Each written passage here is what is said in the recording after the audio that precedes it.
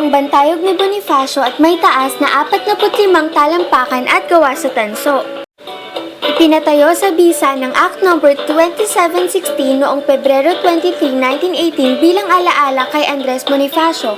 Siya ang nagtatag ng Katipunan noong Hulyo 7, 1982 at naging pinuno ng Himagsikang Filipino noong 1896. Inilapat ang cornerstone sa pangunguna ni Aurora A. Quezon noong Nobyembre 30, 1929. Dinisenyo ng pambansang alagad ng sining na si Guillermo E. Tolentino noong 1930 at natapos noong 1933. Ito'y pinasinayaan noong Nobyembre 30, 1933 at ipinahayag na pambansang bantayog ng Pambansang Kasurian ng Kasaysayan noong Agosto 14, 2002. Ipinahayag rin itong pambansang kalinagan ng Pambansang Museo noong Nobyembre 30, 2009. Sinasagisag daw nito ang diwang makabayan ng mga Pilipino. Ang tatlong palapag papunta sa mismong monumento ay sumisimbolo ng 3 siglo ng pagkakapamuno ng mga Espanyol. Ang 8 sinag ng araw naman sa ibaba ay ang 8 probinsyang Manila, Cavite, Bulacan, Pampanga, Nueva Ecija, Tarlac, Laguna at Batangas kung saan nagkaroon ng martial law. Ang mismong lokasyon naman itong monumentong ito ay ang lugar kung saan unang nagkaengkwentro sina Andres Bonifacio kasama ang Katipunan at ang Spanish Colonial Army noong Agosto 3, 1896.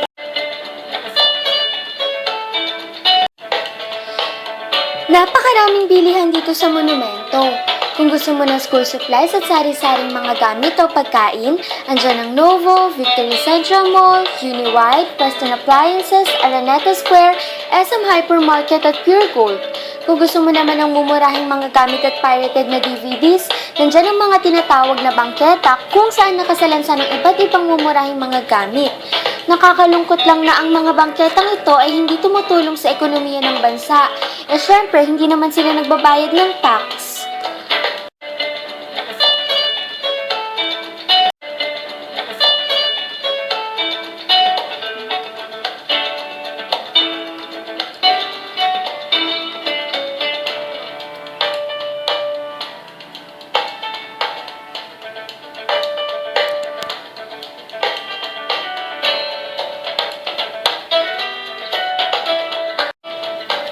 Kung gusto mo namang kumain ay sandamakmak na kainan ang matatagpuan dito.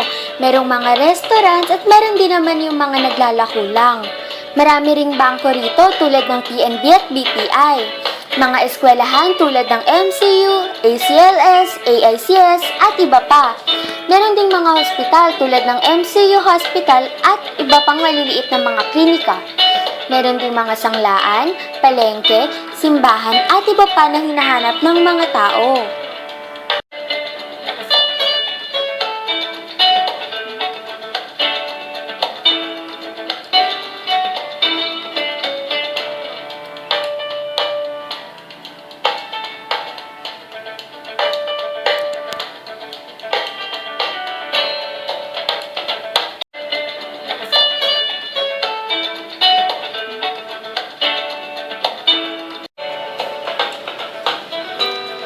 Napakaraming forma ng transportasyon sa monumento. Andyan ang LRT na dumadaan sa Metro Manila hanggang Baclaran. Andyan ang napakaraming istasyon ng jeep na dadaan sa mga lugar sa Camanava o Caloocan, Malabon, Navotas at Valenzuela at andyan din ang pila ng tricycle. Mayroong mga dumadaang taxi at mayroon ding terminal ng bus katulad ng Victory Liner na maghahatid papuntang Malolos, Bulacan, Nueva Ecija, Pampanga, Pangasinan, Olongapo, Baguio at iba pa.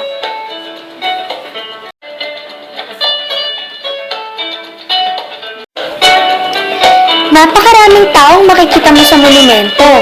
May mga estudyante, may mga nagtatrabahong makikita mo sa pampublikong transportasyon, maraming nanay na namamalengke. Ang mga nagbebenta naman sa bangketa at mga konduktor ng jeep ay kadalasang nag-iingay sa pagtawag ng mamimili o nasasakay sa jeep. Mayroon ding matatanda at batang pulubi na sa footbridge na lang namamalagi at meron ding namang sa gilid-gilid na lang natutulog, katulad ng sa harap ng restaurant o iba pa.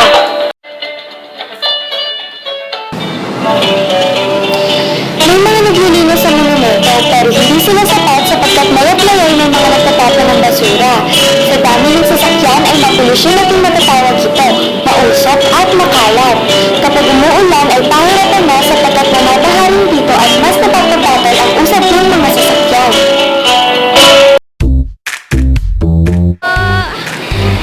Ano po pangalan nila?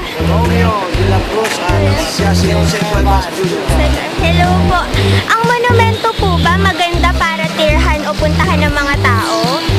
Actually, ang monumento isang traditional landmark natin yan.